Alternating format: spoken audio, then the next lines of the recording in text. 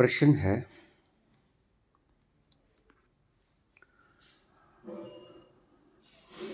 आप हमारे गुरु जी जैसा ज्ञान देते हैं।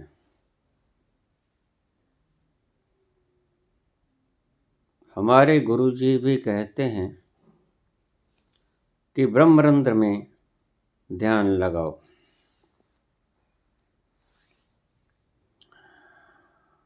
ब्रह्म शब्द वहीं प्रकट होगा।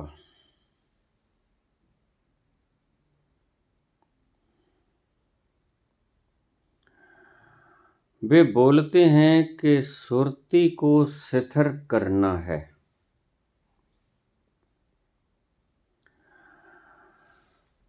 कृपया इस दुविधा को मिटाइए।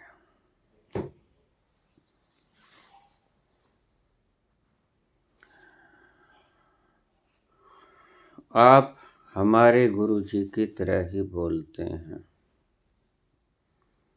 कहाँ बोलता हूँ? आप कहते हैं कि हमारे गुरु जी कहते हैं कि ब्रह्मरंध्र पर, दशम द्वार पर, सहस्रार पर ध्यान कीजिए। एकाग्रता वहाँ कीजिए। मैंने कब कहा? ये बात मैंने तो नहीं कही।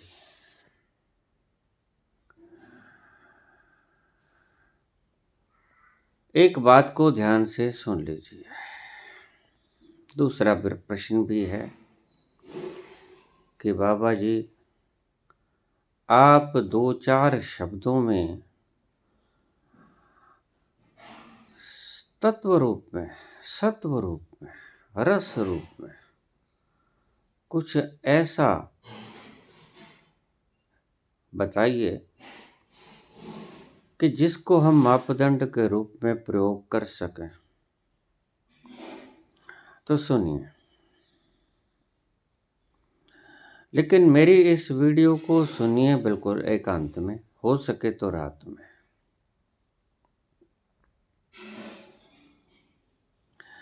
बोला मैंने बहुत बार, आपने नहीं सुना या भीतर नहीं उतरा, फिर बोले देता हूँ।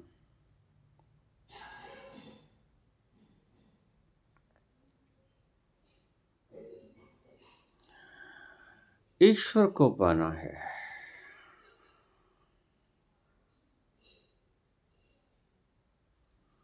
तो सब करना छोड़ दो।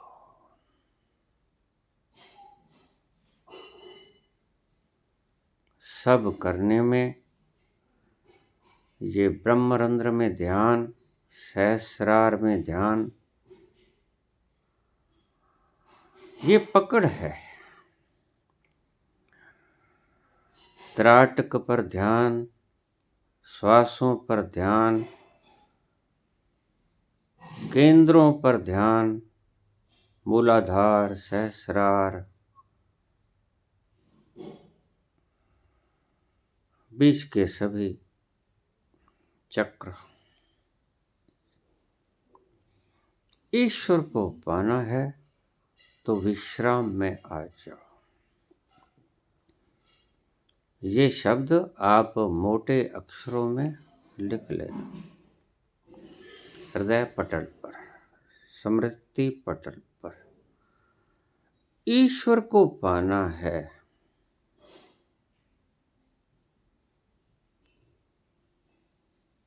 तो पूर्ण विश्राम में आ जाओ। संसार को पाना है तो पूर्ण श्रम में आ जाओ। ये 2 शब्द मेरे अच्छी तरह से सुन ही नहीं लेना, गुण भी लेना। अगर परमात्मा को पाने की बात कहते हो और आप कहते हो कि कोई भी गुरुजन, महात्मन आपसे कहता है कि नाक पर श्वास पर ध्यान करो, सहस्रार पर ध्यान करो, चक्रों पर ध्यान करो, या कहीं पर भी ध्यान करो, त्राटक करो, तो वो श्रम है।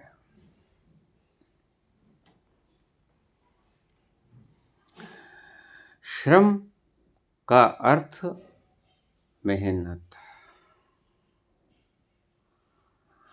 आप चाहे सहस्रार पे ध्यान लगाओ, आनापान सती योग करके ध्यान लगाओ, त्राटक करो, त्रिनेत्र पर ध्यान करो, हृदय पर ध्यान करो, नाभि केंद्र पर ध्यान करो, विपश्यना की तरह आती जाती श्वास पर ध्यान करो।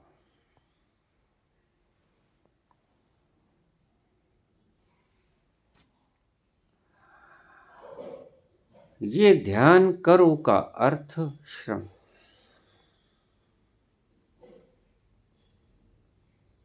जहाँ श्रम है, जब तक श्रम है, मामूली सी सुई के नोक जितनी बाधा भी अटकी खड़ी है, तो आप भी अटके रहोगे।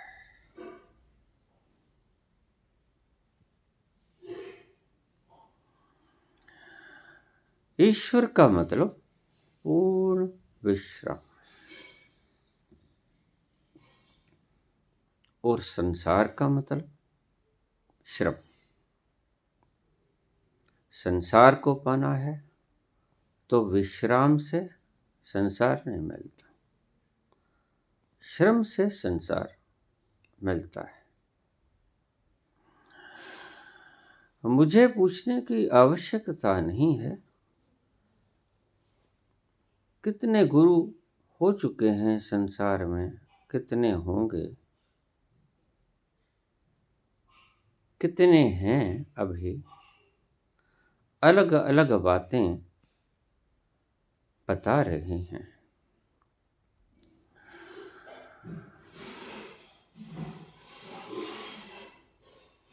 उनकी बात आप मेरे तक मत लेके आइए। मैं जो बोल रहा हूं उसे सुनिए। अगर आपको वैसा करने में आनंद आता है तो करते रहिए। अगर वैसा करने में आपको आनंद नहीं है तो कहीं और चले जाइए।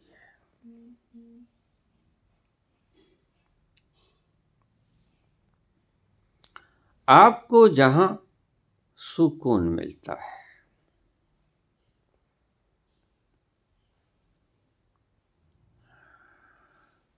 वहीं आप चले जाइए। जहां सुकून मिलता है, जहां शांति मिलती है, जहां आनंद मिलता है,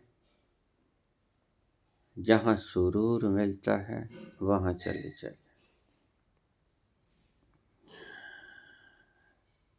मेरा लक्ष्य आपके ऊपर कुछ थोपने का नहीं है, कुछ भी थोपने का नहीं है। वर्ण जो थोपा हुआ है वो हटा लेना मेरा लक्ष्य है।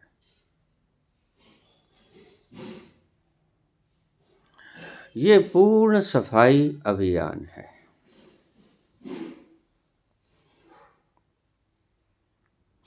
मैं आपकी कल्पनाओं को, मान्यताओं को, मूढ़ताओं को, दूसरों के दिए हुए अनुभव की राख को जड़ मूल से उखाड़ फेंकूंगा। अगर आप मुझे सुनोगे तो। लेकिन इतनी कृपा कीजिए कि अगर आपको मेरी बातें अच्छी नहीं लगती, अगर आप उन बातों को छोड़ना नहीं चाहते, जिन्हें मैं गलत कहता हूँ, तो आप चुप करके मुझे सुनना बंद कर दीजिए। मेरे पास आओगे, मेरा चैनल खोलोगे, मुझे सुनोगे,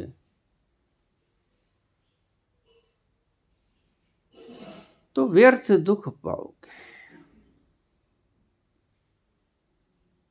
क्यों? क्योंकि मेरी बातें आपकी मूढ़ताओं के बिल्कुल विपरीत होंगी। जिन्हें आप हीरा समझे बैठे हो वो कंकड़ पत्थर हैं, मैं ऐसा बोलूंगा। आप ऐसा माने बैठे हो कि ये हीरे हैं, तो फिर बात का मेल कहीं ना हुआ।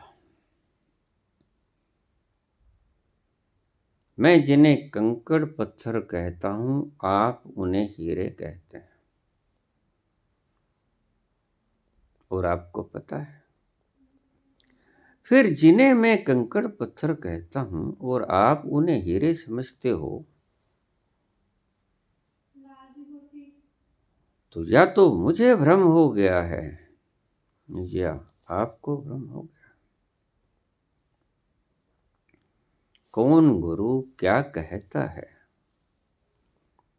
मुझे इससे कोई लेना देना नहीं। मैं कभी किसी गुरु के पास नहीं गया हूं ये पूछने के लिए कि ईश्वर कैसे मिलेगा। मैं अपना अनुभव बोला करता हूं, आपको अच्छा लगे सुन लीजिए। अगर गलती से कहीं आपने एक आध वीडियो मेरी सुन ली और आपको नहीं जची, दुख हुआ, तो कृपा कीजिए आगे से मुझे मत सुनिए।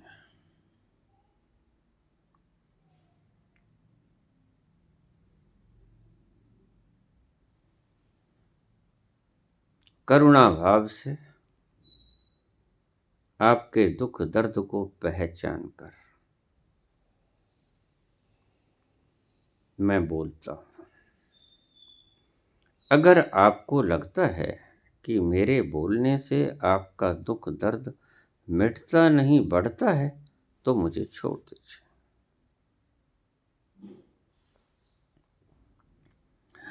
दो हर्फ की बात आप उलझाओ मत।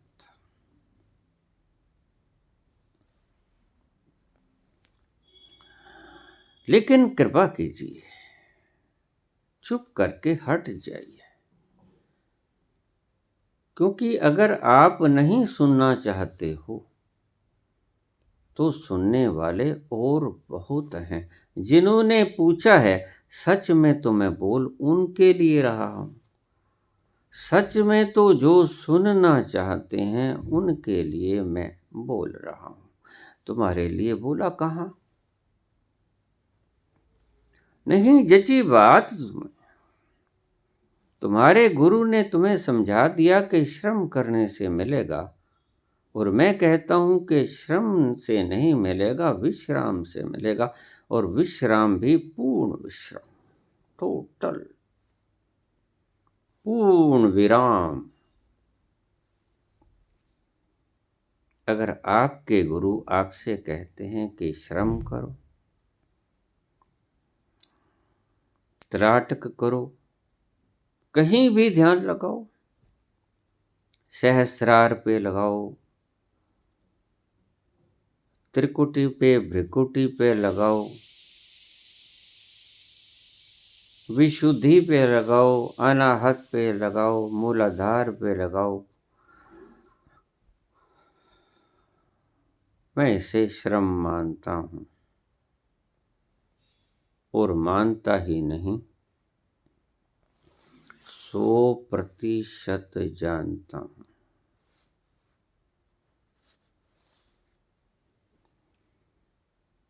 जैसे जब तक आप चिंता करते रहोगे, सो ना पाओगे। जब तक आप सोचते रहोगे नींद नहीं आएगी।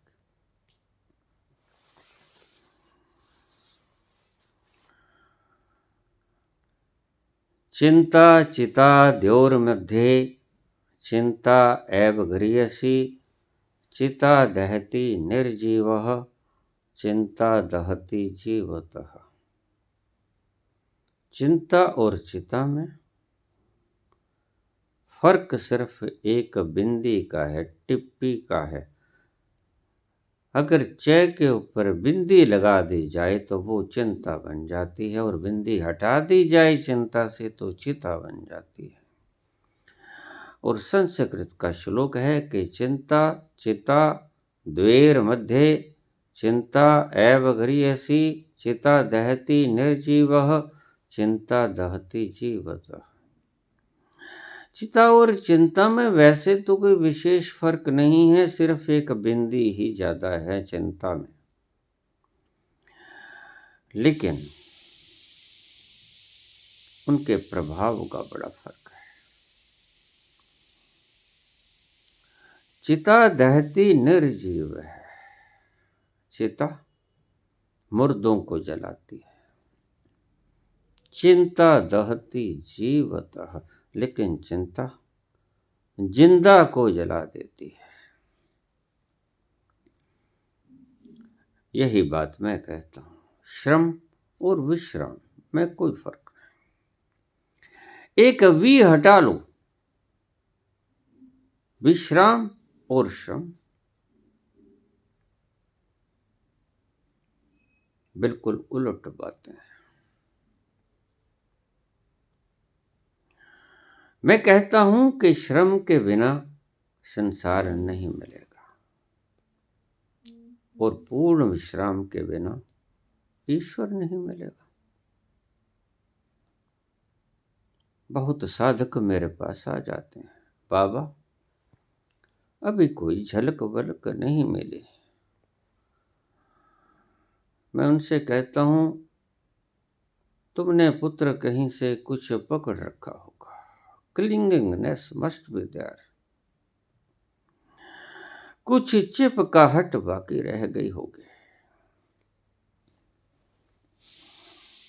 जो तुमने किसी चीज को पकड़ा है, अगर ईंट कहे कि बाबा मैं सड़क पे गिर नहीं रही हूं,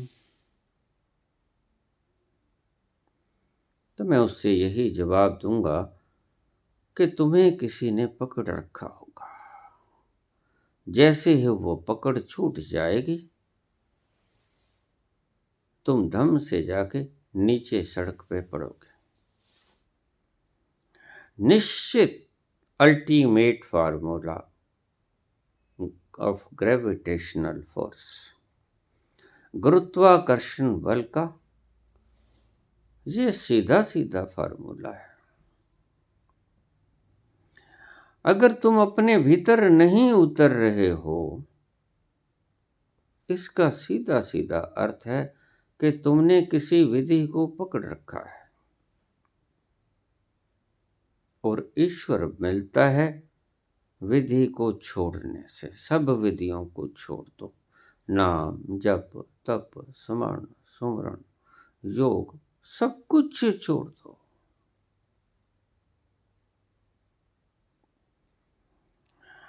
छोड़ने से बिना वो नहीं मिलेगा।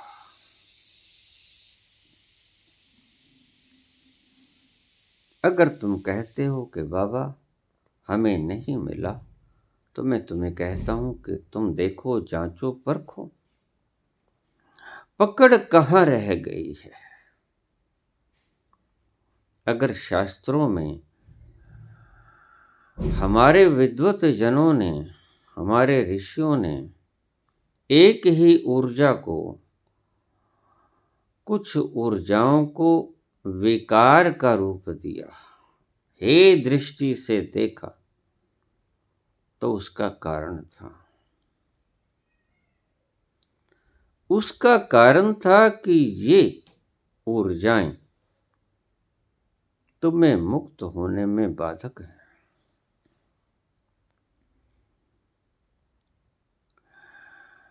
काम, क्रोध, लोभ, मोह, अहंकार ऊर्जा के ही अलग अलग रूप हैं। मैंने पहले भी बताया, ऊर्जा एक है, क्योंकि उस एक ऊर्जा के चले जाने से मुर्दा न काम, न क्रोध, न लोभ, न मोह, न अहंकार में ग्रसित नहीं हो पाता। इसका अर्थ कि ये सभी विकारों से ग्रस्त उसे करती थी वो ही एक ऊर्जा।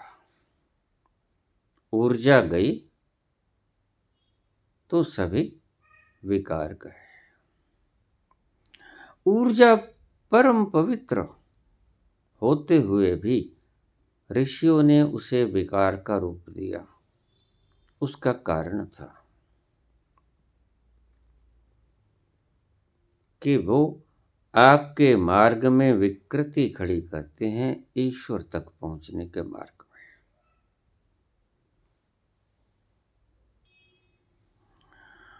तुम्हारे गुरु तुम्हें कुछ भी कहते हो, तुम दोगले मत बनो। मेरे पास रोज फोन आते हैं, बाबा जी पूरी कहानी सुनाने लगते हैं। तो मैं उनसे पूछता हूँ कि देखिए, कहानी बाद में, मेरे प्रश्न का जवाब पहले। पूछिए, आपने गुरु दीक्षा ली है? हाँ ली है। किससे ली है? फला गुरु से ली है। तो कृपा करके आप ये सवाल उनसे पूछिए।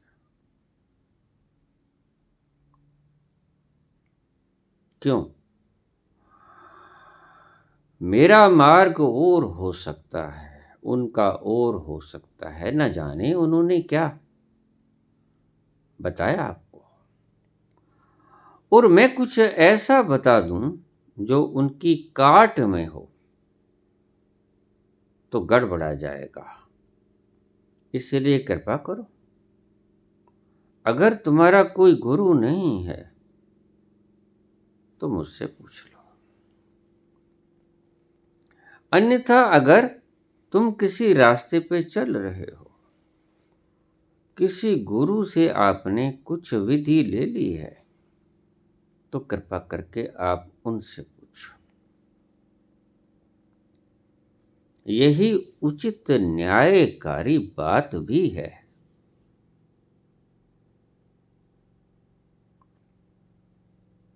फिर मुझे अजीब अजीब से जवाब सुनने को मिलते हैं जो मैं यहाँ वर्णन नहीं कर सकता पूरे के पूरे। कुछ लोग कह देते हैं, बाबा हमारे गुरु तो हमें मिलते ही नहीं। जब से दीक्षा ली हमसे कभी बात नहीं हुई, बात साझी न हुई।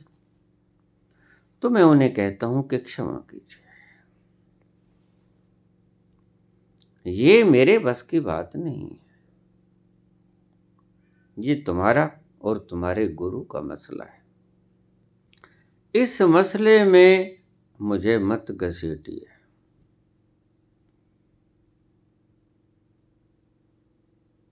रोज मेरे पास ऐसे फोन आते हैं जिन्होंने 2-2, 3-3, 4-4, 6-6 गुरु बदल लिए होते हैं।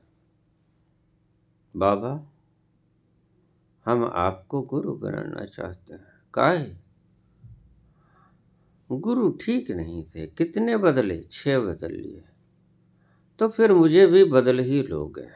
छोड़ दो, बनाना भी काहे।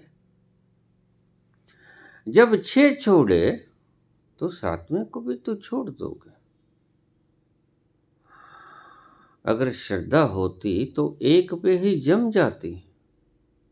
ये जो 6 छोड़ने पड़े, ये काहे?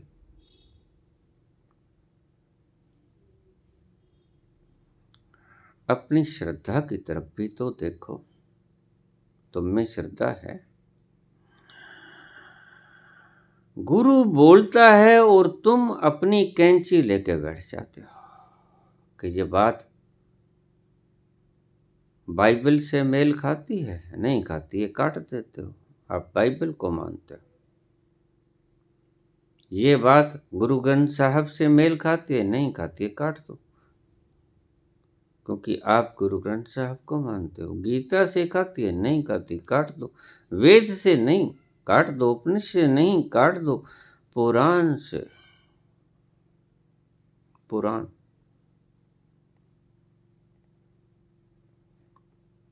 कूड़ा, कचरा।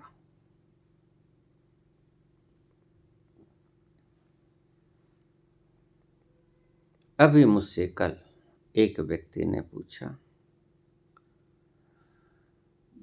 कि आप वेद व्यास जैसे महामुनि से भी बड़े हो, जो उनकी बातों को, लिखी हुई बातों को काट रहे हो। गरुड़ पुराण जैसे 18 पुराण उन्होंने लिखे।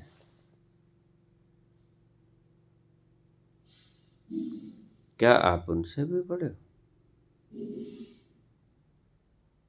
मैंने कब घोषणा की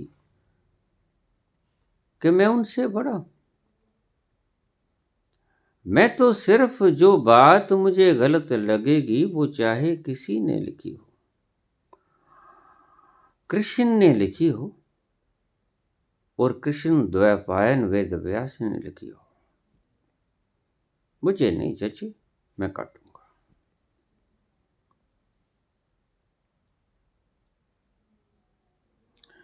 जो बात तुम्हें नहीं जचती वो तुम मत मानो। मेरा कोई अनुरोध नहीं, मैं सिर्फ बोलता हूं और तुम मुझे सुनकर फौरन रिएक्शन करते हो, बिना सोचे, बिना समझे, बिना किसी प्रकार की गणना किए तुम फौरन रिएक्शन कर देते हो।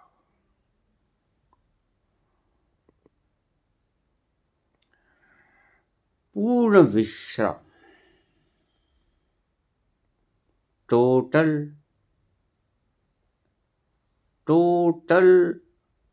रेस्ट, फुलनेस, परिपूर्ण विश्राम।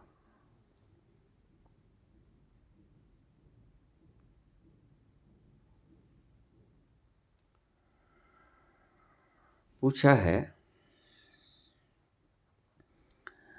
कि आप बुद्ध के विपश्यना ध्यान को भी गलत कहते हो।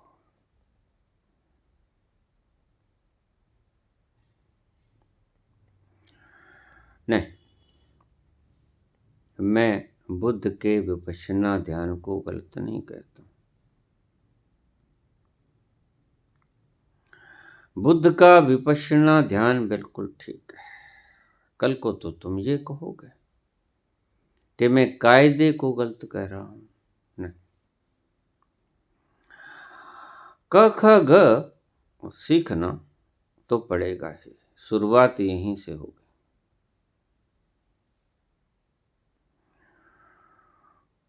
मैं भला उसको गलत क्यों कहूंगा? मैं खुद क ख ग से स्टार्ट किए हूं। कायदा मैंने खुद पढ़ा शुरू किया। 1 2 3 की संख्या से मैंने मैथमेटिक्स शुरू किया। मैं उन्हें गलत क्यों कहूंगा, जबकि मैं जानता हूं कि खुद मैं ये पढ़ा हूं, यहीं से शुरू हुआ हूं, यहीं से सभी शुरू होते हैं।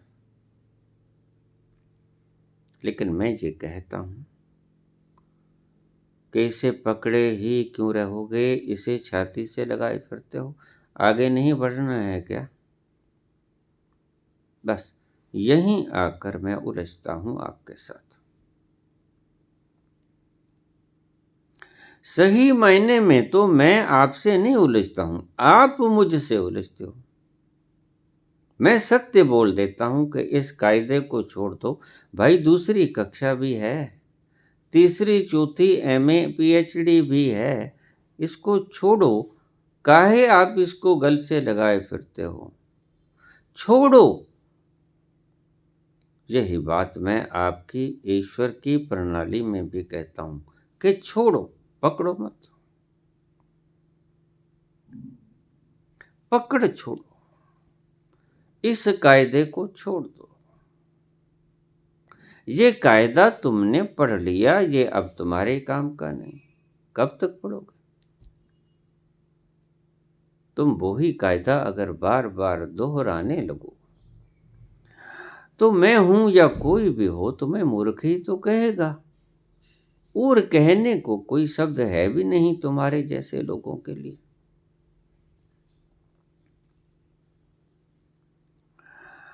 अगर ईश्वर में उतरना चाहते हो तो परम विश्राम में आ जाओ। अगर अभी भी ये प्रश्न लक्षण पूछा है कि ईश्वर तक पहुंचने का लक्षण क्या प्रकट होगा, 3 लक्षण प्रकट हो गए।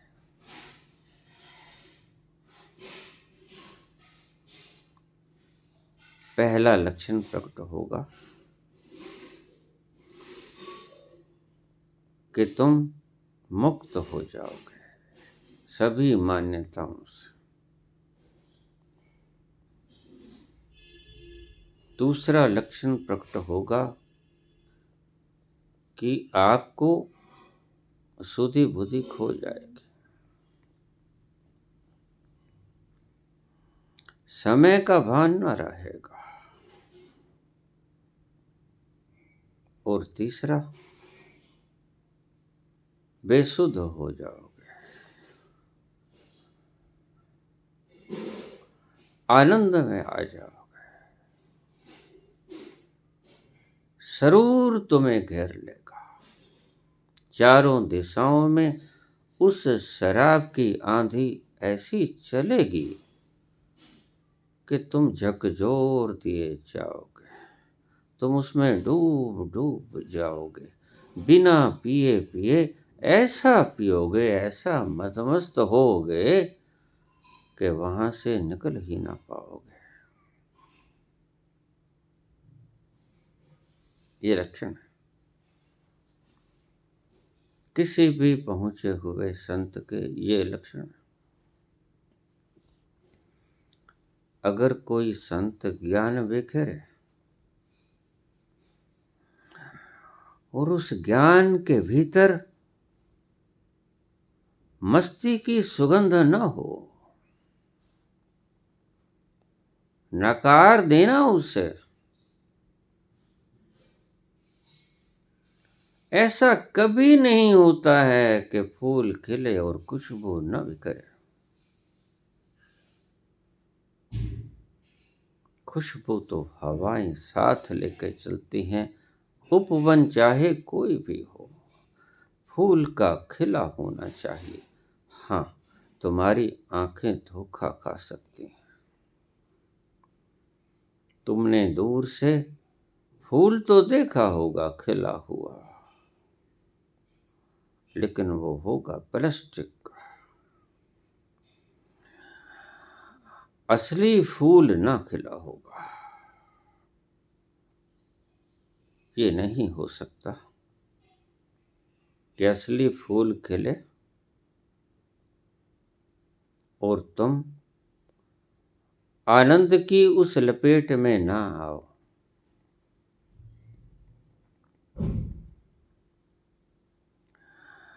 तुम भी उस हवा की लहरों के साथ बह जाओगे।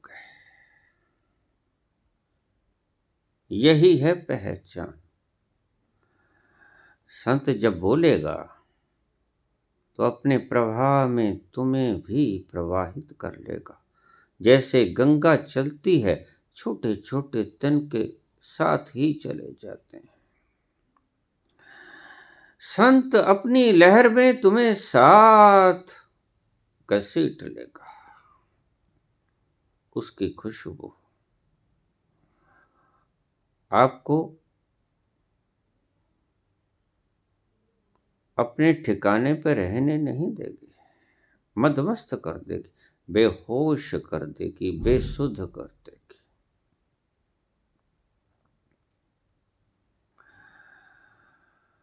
ज्ञान हो फिर से समझ लेना इस बात को, बहुत महत्वपूर्ण बात है, क्योंकि आज सारे तरफ चौहों दिशाओं में ज्ञान भरपूर मात्रा में बांटा जाता है। आज मैं आपको ज्ञान की एक नई परिभाषा देता हूँ।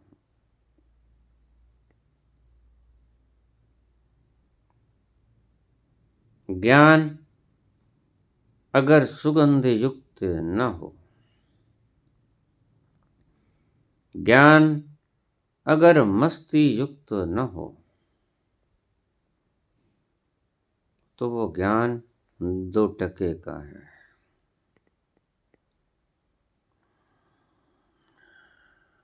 क्योंकि हमारा स्वभाव आनंद है, और आनंद में व्यक्ति तृप्त होता है, और तृप्त में व्यक्ति मदहोश होता है।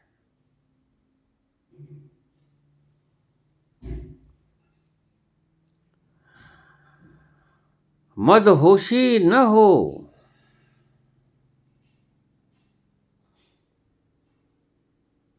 और ज्ञान बटा जाए तो समझ लेना भाषण करता है अनुभवी ने।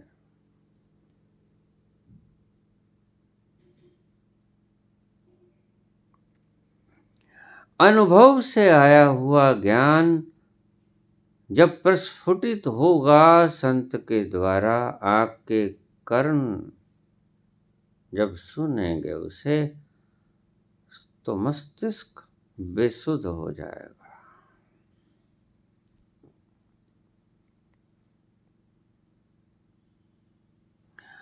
आनंद की उन घटाओं में आप खेलोगे जो आपको नहाने के लिए आतुर है, जो बरसना चाहती हैं तुम्हारे। तुमने थोड़ा भी स्थान दिया अपने भीतर उतरने के लिए उन्हें, तो तुम भी मदमस्त हो जाओगे।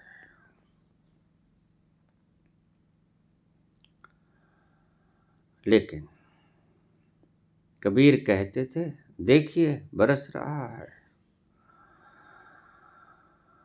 बरसत है दिन रैन, हर वक्त बरस रहा है।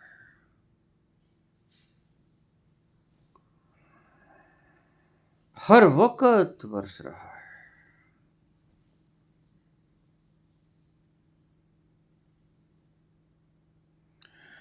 यहाँ जल में मीन प्यासी रे, यहाँ जल में मीन प्यासी रे, मोहे सुन सुनावे हासी रे। भला ऐसा होता है?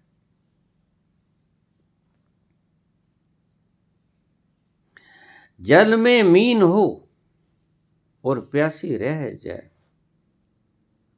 ऐसा हुआ है? नहीं हुआ है। अगर मीन तड़प रही है तो समझ लेना कि जल में नहीं है, जल से बाहर आ गई। अगर तृप्त हो गई है, अटखेलियां खा रही है समुद्र के भीतर, तो समझ लेना कि पानी मिल गया है, किनारा मिल गया है, आनंद में डूब गई है। यहाँ जल में मीन प्यासी रे, मोहे सुन सुन आवे हंसी रे। सभी कहते हैं मैं पहुंच गया।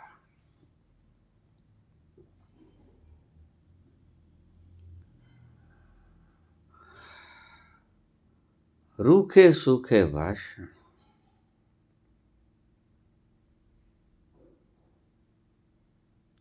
भाषण है, प्रवचन नहीं। प्रवचन और भाषण में अंतर है।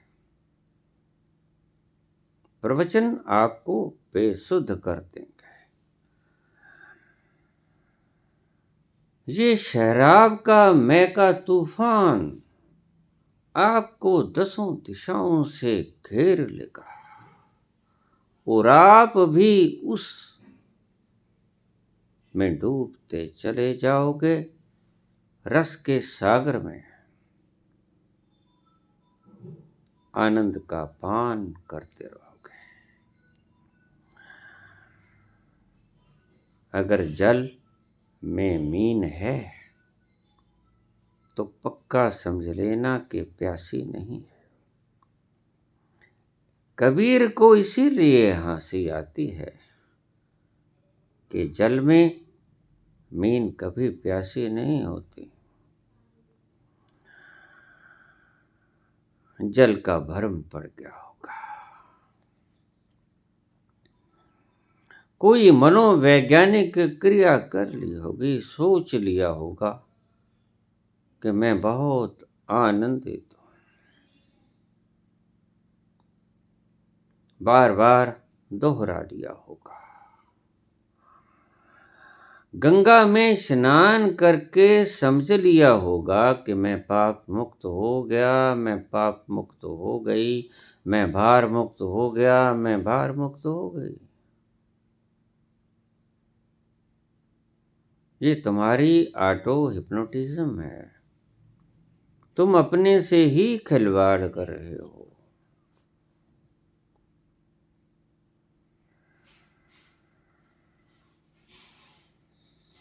बाबा, कोई एक पक्का लक्षण बता दीजिए।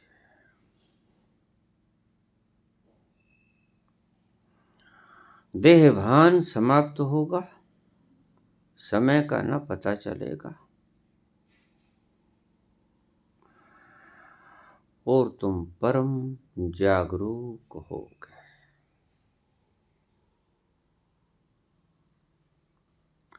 होश से पूर्ण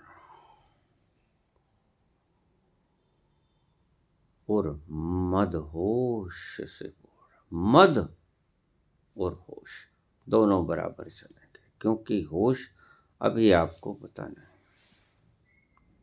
जैसे मैंने उदाहरण दिया कि केमिस्ट्री में एक कैटालिटिक एजेंट होता है, उसका कोई काम नहीं होता, लेकिन उसके बिना भी कोई काम नहीं होता। अगर कोई केमिकल रिएक्शन करना है जिसमें कैटालिटिक एजेंट की आवश्यकता है,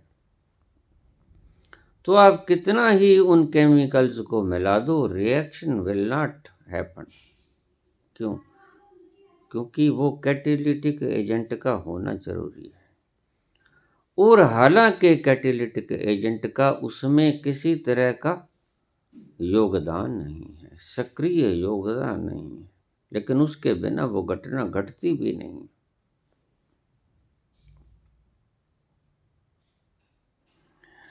सो जैसे कैटालिटिक एजेंट के बिना केमिकल प्रोसेस नहीं घटती, ऐसे ही ये समझना आपको अभी पता नहीं। आप सोचोगे तो दिमाग खराब हो जाता है। ये कैसे हो सकता है कि किसी चीज का कोई काम भी ना हो और उसके बिना वो काम भी न हो?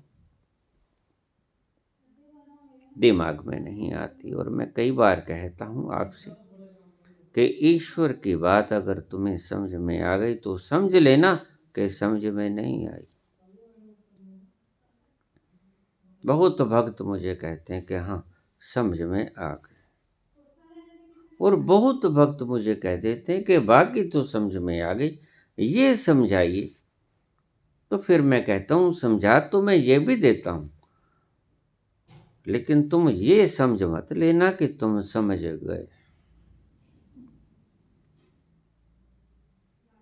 ईश्वर की विशालता, विराटता, अनंतता जिस दिन तुम्हारी समझ में आ गई तो समझ लेना कि तुम्हारी समझ में अभी कुछ भी नहीं आया।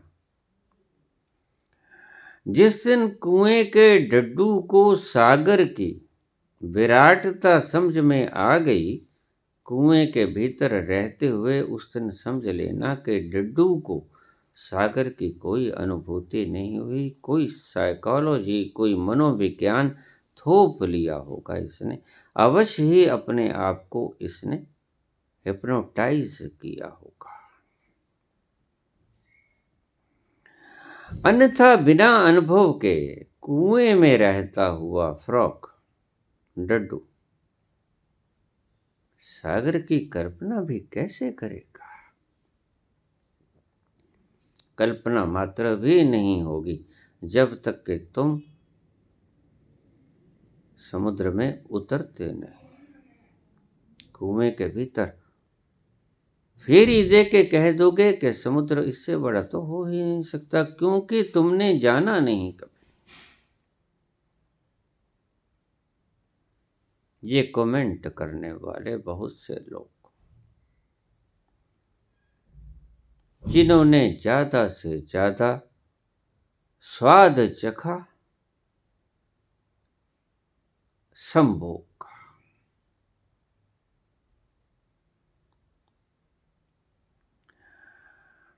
मदहोशी चखी शराब की, वो कमेंट चाहे कुछ भी कर ले। मुझे बहुत लोग कहते हैं, मुझे सुनने वाले, बाबा 1 घंटा आपने इन मूर्खों के लिए खराब कर दिया। मैं कहता हूं कि नहीं, मैंने इनके लिए खराब नहीं किया।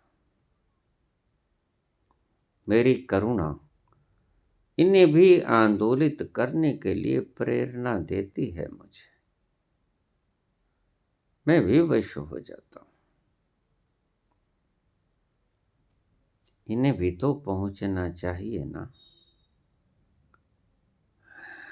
क्योंकि मुझे मालूम है कि हर एक व्यक्ति पहुंचने की क्षमता से युक्त है, तो पहुंच तो ये भी सकते हैं। फिर क्यों फंसे रहें नास्तिकता के भीतर? अपने आप को दुखी क्यों कर रहे हैं? लाख मछली कहे कि मैं तृप्त हूं, लेकिन उसकी तड़पना बता देगी कि ये तृप्त नहीं, इसे पानी नहीं मिला। तड़पना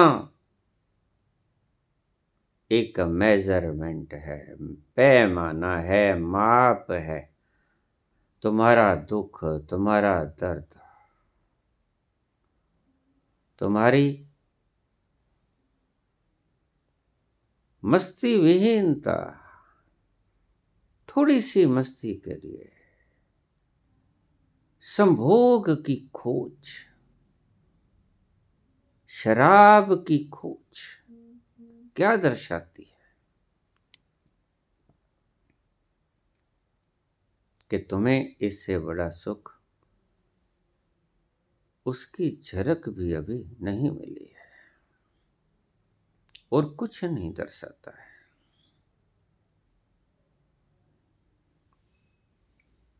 तभी तुम इसके लिए राजी होते हो, क्योंकि आनंद के बिना तो कोई व्यक्ति कभी नहीं रह पाया है। आनंद उसका स्वभाव है, जो उसे हर वक्त अपनी तरफ खींच रहा है कि चले आओ, पुकार रहा है।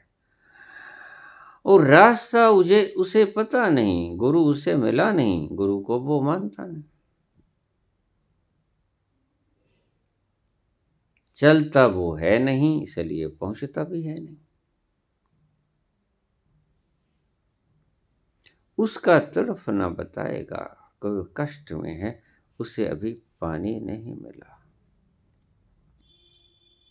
तुम्हारा बोझ, तुम्हारी सोच, तुम्हारा चलता हुआ मन, दिन भर रात बोझ से ग्रसित मन, ये बताता है कि तुम उस निर्बोझ अवस्था तक नहीं पहुंचे।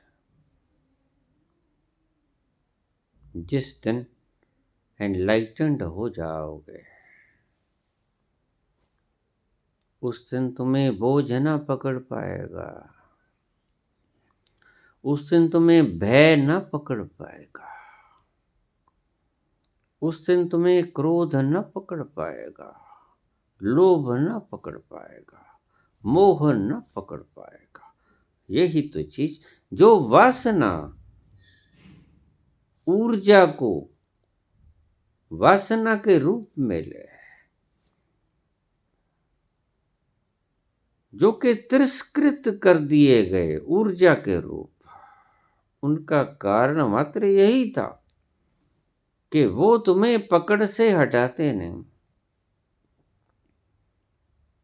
काम तुम्हें थोड़ा सा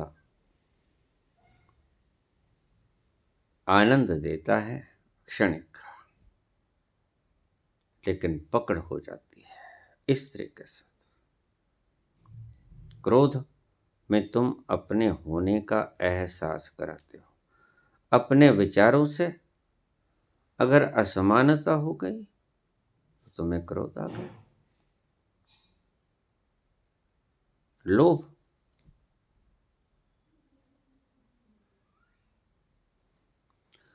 जरूरतों से ज्यादा मांगना लोभ है, इकट्ठा करना लोभ है। मोह,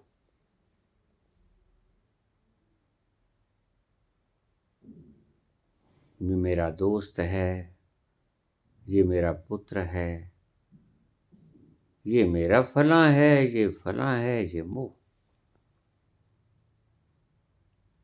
अहंकार, मैं ये नाक हूं, मैं ये आंख हूं, मैं ये कान हूं, मैं ये इंद्रियां हूं, समस्त शरीर हूं, ये अहंकार। मद मत्सर, जो तुम हो नहीं उसके साथ एकाकार हो जाना, ये सभी पकड़ हैं, पकड़। और मैंने उस दिन भी कहा था कि ये पकड़ जब तक न छूटेगी, परमात्मा को दोष मत देना। पकड़ तुम्हें छोड़नी पड़ेगी। अगर तुम्हारी पकड़ छोड़ने के बावजूद, मैंने उस दिन भी आपको समझाया था, आज फिर उदाहरण दे देता हूं, अगर तुम पकड़ नहीं छोड़ते हो, ये हो ही नहीं सकता कि तुम पकड़ छोड़ दो और तुम फिर दुखी रहो। ये देखिए, ये ईंट है, फर्ज करो मैंने इसे पकड़ लिया,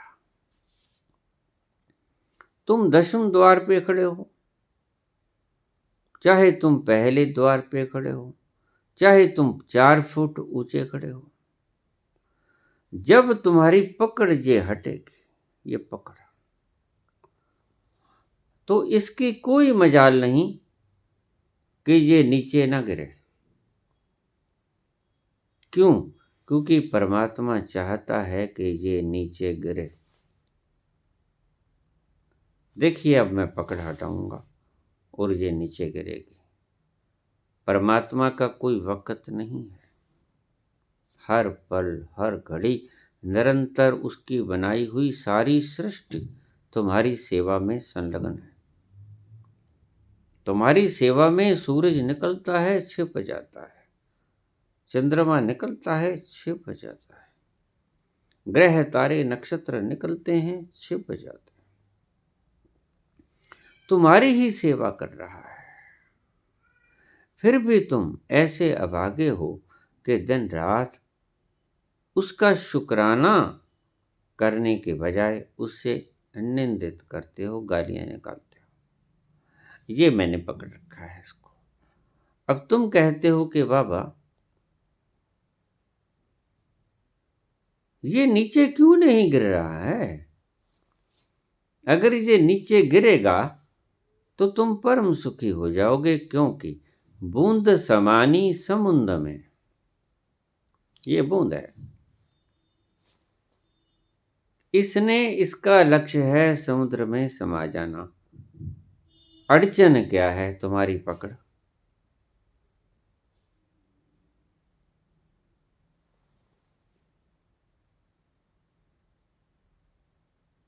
बूंद समुद्र में समा जाए, लक्ष्य। अड़चन क्या है? तुम्हारी पकड़। अब देखिए, बूंद समुद्र में समाएगी, ये देखो गई ना, ऐसे ही समझ आएगी। ये नहीं हो सकता, चाहे कोई वक्त हो, कोई क्षण हो, कोई पल हो, कि तुम अपनी पकड़ छोड़ो और बूंद आपकी समुद्र में न समाए। It is impossible.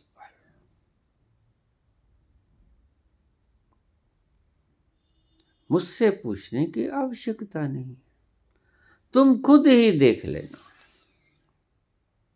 अगर तुम सुखी नहीं हो रहे हो तो पकड़ कहाँ बाकी है? जरूरी नहीं है कि 4 उंगलों से ही पकड़ो, तुम 2 उंगलियों से भी पकड़ सकते हो। देखिए, मैं आपको दिखा देता हूँ, ये पकड़ 2 उंगलियों की भी हो सकती है, ये 3 बिल्कुल फ्री, 2 उंगलियों से भी पकड़ सकते हो। कोई एक चीज भी तुम्हें पकड़े रह सकती है, जरूरी नहीं है कि 5 चीजें तुम्हें पकड़े। कोई एक चीज भी पकड़े रह सकती है, वो भी बाधा बनेगी, लेकिन उतनी ही बाधा बनेगी जितनी 5 बनी थी। गिरेगी नहीं, ये बूंद समुद्र में नहीं समाएगी जब तक तुम अपनी पकड़ नहीं छोड़ते। अब देखिए, दो से पकड़ रखा है मैंने, अब ये मैंने छोड़ दी, गई।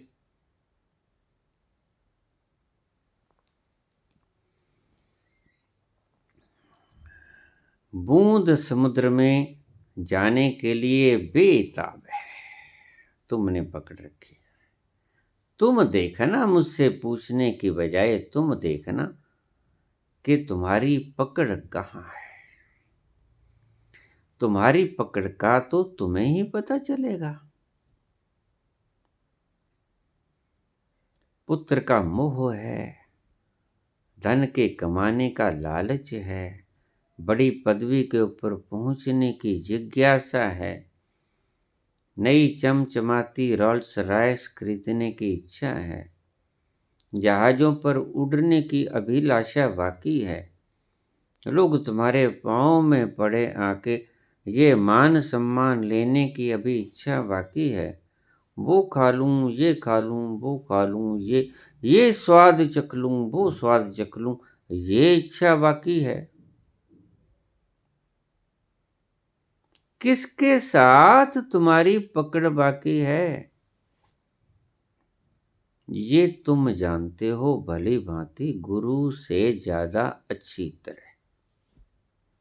और जो जानता है वो ही छोड़ पाता है। तुम ही जानोगे कि मेरी पकड़ कहाँ उलझी है, तुम्हें ही छोड़ना होगा।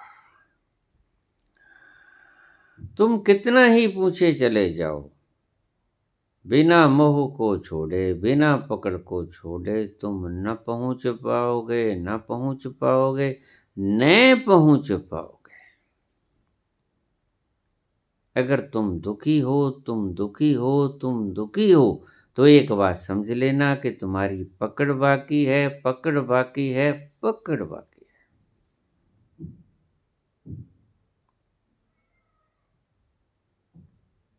वो तुमने ढूंढनी है।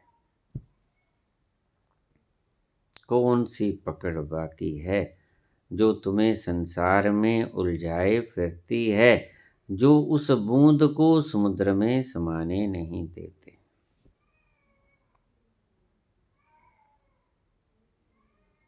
पूछा है कि बाबा, तुम बुद्ध से भी ज्यादा सियाने हो गए, तुम बुद्ध की विपश्यना की भी इंकारी करते हो। हाँ, सियाना तो मैं नहीं कह सकता, जैसा बुद्ध ने देखा बिल्कुल जर्रा जर्रा मैंने देखा, सेम किसी भी ज्ञानी पुरुष के दर्शन के भीतर जर्रे का फर्क भी नहीं होता। लेकिन फर्क बुद्ध में कहाँ कह रहा हूं मैं? बुद्ध की विपश्यना को अपनाने में कह रहा हूं। तुमने फर्क डाल दिया है। बुद्ध ने कहा कि नाक से सांस लो, आते जाते देखो। तुमने उसे पकड़ लिया। लेकिन बुद्ध चाहते क्या थे आगे? बुद्ध ने तुम्हें रास्ता बता दिया कि ये सड़क जाएगी सीधा दिल्ली, लेकिन तुम उस सड़क को पकड़ के बैठ जाओ।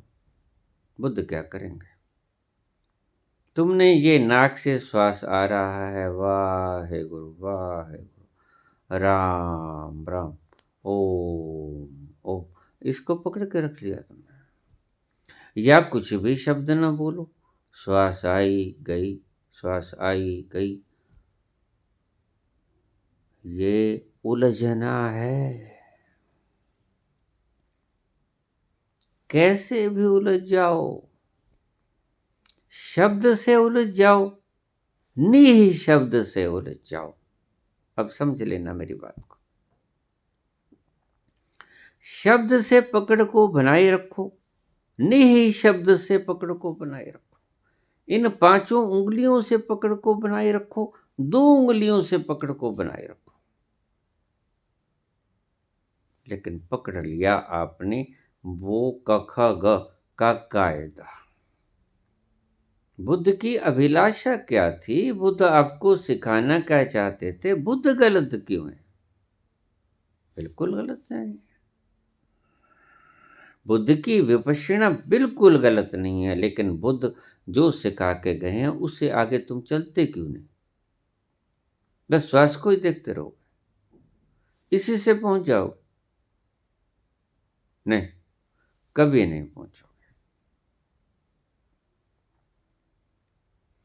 तुमने तो वो बात कह दी कि अगर 5 उंगलियों की बजाय तुम 2 उंगलियों से पकड़ लो तो तुम पहुंच जाओगे। लेकिन बुद्ध का प्रयास था कि तुम 5 उंगलियों को धीरे धीरे छोड़ते छोड़ते, एक एक छोड़ते छोड़ते, देखिए ये 5 उंगलियां हैं। बुद्ध ने क्या समझाया? ये 5 उंगलियां हैं, 5। बुद्ध कहता है काम को छोड़ दो, छोड़ दिया। क्रोध को छोड़ दो, छोड़ दिया। मोह को छोड़ दो, छोड़ दिया। लोभ को छोड़ दो। बुद्ध ये कह रहे हैं कि एक एक करके ये छोड़ते जाएंगे। उसकी ये इच्छा है। उसे नहीं पता था कि ये आखिर में चिपक जाएंगे। अब ये चिपक गए। जब कब तक ये चिपकाहट बाकी ना रहेगी, जब तक ये पकड़ बाकी ना रहेगी, बूंद समुद्र में नहीं समाएगी। बुद्ध का आगे का मतलब भी था, जो इशारों में था उसे भी तो समझने का प्रयास करो। सत्य को सीधे सीधे शब्दों में, विधियों में नहीं समझाया जाता। इशारा क्या था? इशारा ये था। ये तुम्हें समझना पड़ेगा कि ये जो श्वास ले रहा है ये कौन है। ये कह लो, बुद्ध ये कहते हैं इनडायरेक्टली विपश्यना के माध्यम से। रमन सीधा बोल देते हैं, हु आर यू।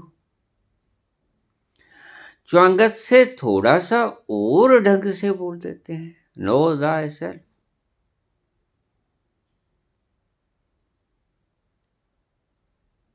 अपने अपने ढंग है। बात वही है कि तुम कैसे पकड़ को छोड़ो। लेकिन मुश्किल तो ये पेश आती है कि छोड़ने का तुम्हारा मन नहीं होता। मन है, मन सोचता है 1000 बातें। अगर छोड़ दूं, न जाने ये गुरु झूठा ही ना हो। देखो फलां व्यक्ति जेल में बैठा है, फलां ने ये कर दिया, उसने ये कर दिया, कभी ये भी ऐसा ना हो। मन है। मन है कि मानता नहीं। इसके जाल में तुम फंसे रहते हो। मैं बताता हूं तुम्हें हकीकत।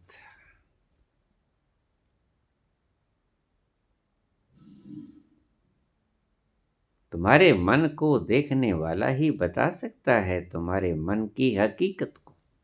मन है कि मानता नहीं। न जाने ये धोखा ही दे रहा हो। हम छोड़ दें और आगे कुछ न मिले। मुझसे लोग पूछ लेते हैं, बाबा अगर हम समुद्र में मिल भी गए तो बने तो रहेंगे ना। अब मैं कैसे गारंटी लिख के दे दूं। जो बूंद एक बार समुद्र में समा गई उसको तुम करोड़ ढूंढने में ढूंढ न सकोगे, लेकिन उसका अस्तित्व समुद्र की तरह बना रहेगा।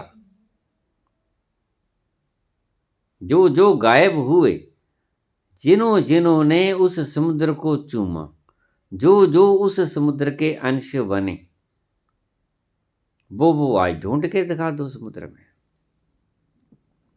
वो समुद्र ही हो गए। वो कृष्ण की बजाय आज पूर्ण समुद्र है। वो राम की बजाय आज पूर्ण समुद्र है। कहाँ बूंद के रूप में थे कृष्ण, कहाँ सागर के रूप में है कृष्ण, लेकिन कृष्ण है।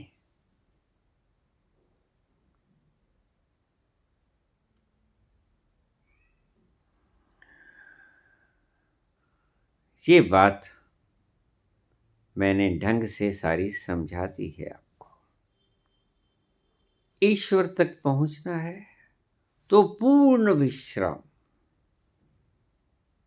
कहीं नहीं आपके ध्यान को कॉन्सेंट्रेट करना है। उस दिन भी मैंने कहा था कॉन्सेंट्रेशन नहीं करना है आपके ध्यान को कहीं भी।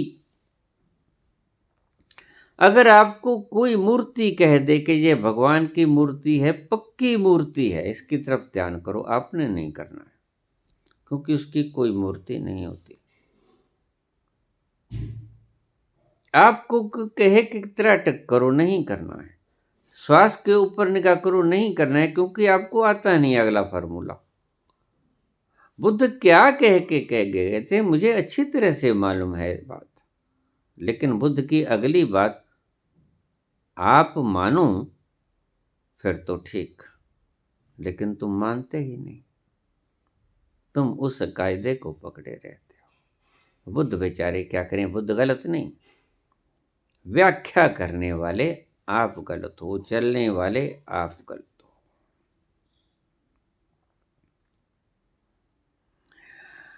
पूर्ण विश्राम में आ जाओ अगर ईश्वर चाहते हो तो। ईश्वर पाने के लिए किसी भी प्रकार का यत्न मत करो। सहस सियाणपा सियाणप यत्न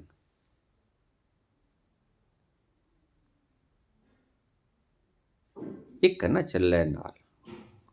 सहस सियाणपा लख होए ता एक न चले नाल। यत्न करना छोड़ दो।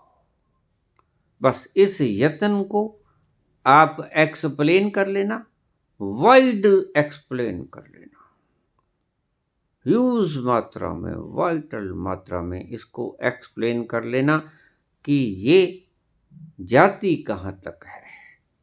पुरुषार्थ, प्रयास, परिश्रम, श्रम, इसकी व्याख्या जितनी दूर तक आप कर सको और जहां जहां आपको श्रम मिले उसको छोड़ दो ईश्वर के लिए।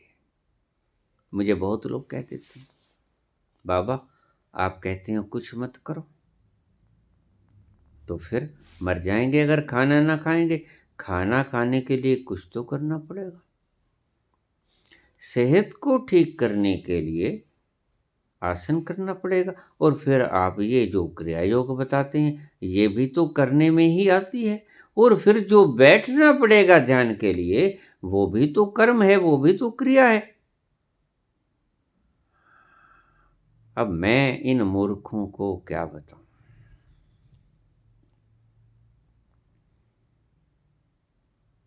मैं बात ध्यान में बैठने के बाद की करता हूं, ध्यान में बैठने से पहले की नहीं करता हूं। जब ध्यान में बैठो तो सब कुछ छोड़ दो, तब ये फॉर्मूला काम करेगा।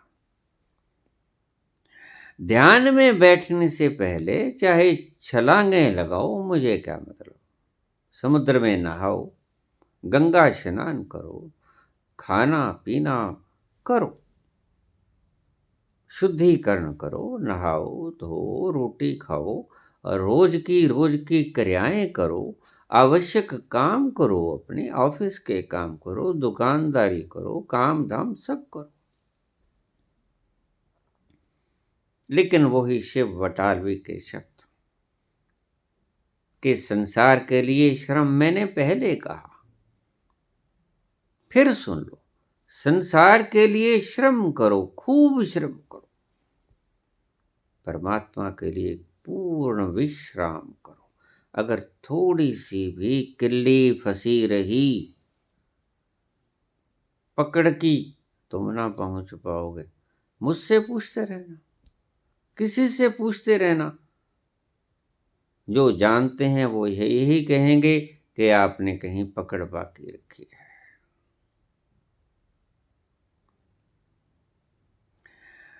जब आपने संसार में आना है, वेल जद भी मिली ए फर्जा तू, वेल जद भी मिली ए कम्मा तू, तेरे मुख दी किताब ले बैठा। संसार में अपने सारे कर्तव्य निर्वहन करना खुशी खुशी। मैंने बात की है ध्यान की, तुम सारे ही बातों को लगा दिया, एक ही फॉर्मूला, ऐसा कैसा चलेगा? संसार में जो करना है किए जाओ, मुझे कोई मतलब नहीं उसमें। कोई काम करते हो, कुछ करते हो, सरकारी नौकरी पे हो, प्राइवेट पे हो, खुद का काम करते हो, व्यापार करते हो, इंडस्ट्रियलिस्ट हो, कुछ भी हो, लेकिन जैसे ही तुमने उन कामों से मुक्ति की, संसार के काम धाम पूरे किए और आप विश्राम में बैठे, आप ध्यान में बैठे, तब पूर्ण विश्राम करना, संसार में पूर्ण श्रम करना। संसार से बाद में आके जब आप ध्यान में आओगे तो पूर्ण विश्राम करना, पूर्ण विश्राम करना, मैं ये कहता हूँ। और अगर मुझे पूछो कोई बात नहीं, लेकिन मेरा जवाब तो यही होगा कि बाबा आनंद नहीं आया, भटकता रहता हूँ, तो कहीं किल्ली फंसी है मोह की। वो किल्ली जब छोड़ दोगे, धम से गिरेगी ईंट नीचे, तुम्हारी बूंद जाएगी समुद्र के भीतर, तुम वो पकड़ छोड़ दो। एक छोटी सी बात कह के अपने इस प्रवचन को समाप्त करूंगा। मैंने पिछले प्रवचन में स्वामी विवेकानंद के गुरु स्वामी रामकृष्ण परमहंस की पकड़ के बारे में बताया था। उसने काली के रूप को अपने मन में पकड़ रखा था, जिसके कारण वो सविकल्प समाधि में तो जा सकते थे, भावना समाधि में तो जा सकते थे, निर्विकल्प में नहीं जा सकते थे, जहाँ पूर्ण मुक्त हो जाता है व्यक्ति। वो पकड़ छोड़ नहीं पाते थे, वो उस मोह को, उनका काली से ही लगाव हो गया था। लगाव तुम्हारा किधर भी हो सकता है, वो लगाव का ऑब्जेक्ट आपने देखना है। आप पहचानिए कि आपको लगाव है किससे, कहाँ पकड़ रह गई है, फेविकोल कहाँ चिपकाए बैठे हो, वो तोड़ना जरूरी है।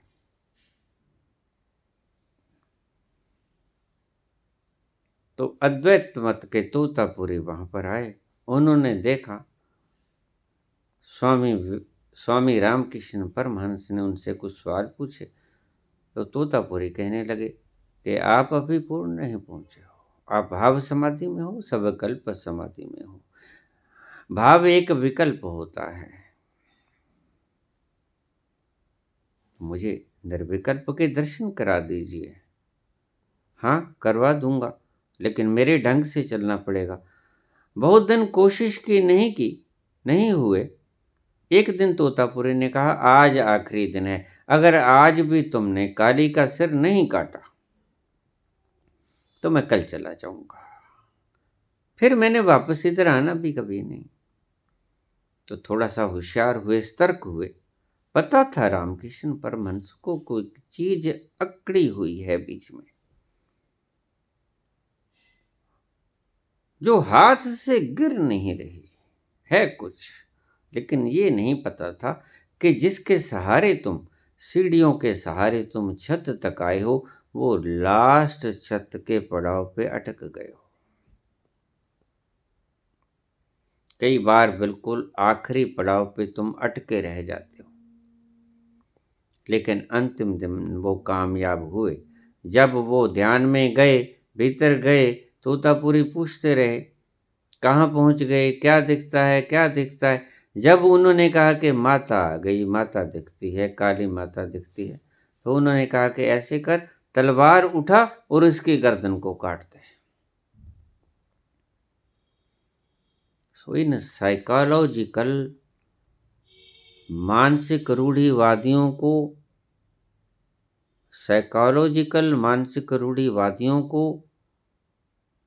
तोड़ फोड़ के द्वारा ही काटना पड़ेगा, उनको अच्छा लगे या बुरा लगे।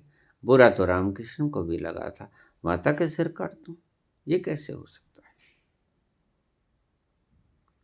लेकिन आखिर उसने काटा, और काटा उसके बाद सप्ताह 2 सप्ताह के लिए वो निर्विकल्प में पड़ा रहा, सदा के लिए। उस दिन वो मुक्त हुआ, उससे पहले वो मुक्त नहीं था।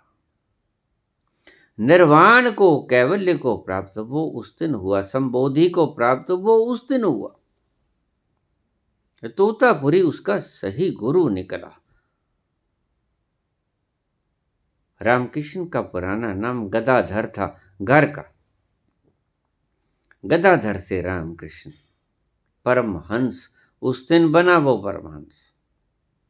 आपकी पकड़ कहाँ है, आपने देखनी है। ये पकड़ कहीं भी हो सकती है, ये आपने ढूंढनी है। लक्षण मैंने बता दिए, छोड़नी तो आपने पड़े। आपने ही छोड़नी है, आपको ही छोड़नी पड़ेगी, आपको ही आनंद के सागर में डुबकी लगानी है, तो पकड़ भी आपको ही छोड़नी होगी। धन्यवाद।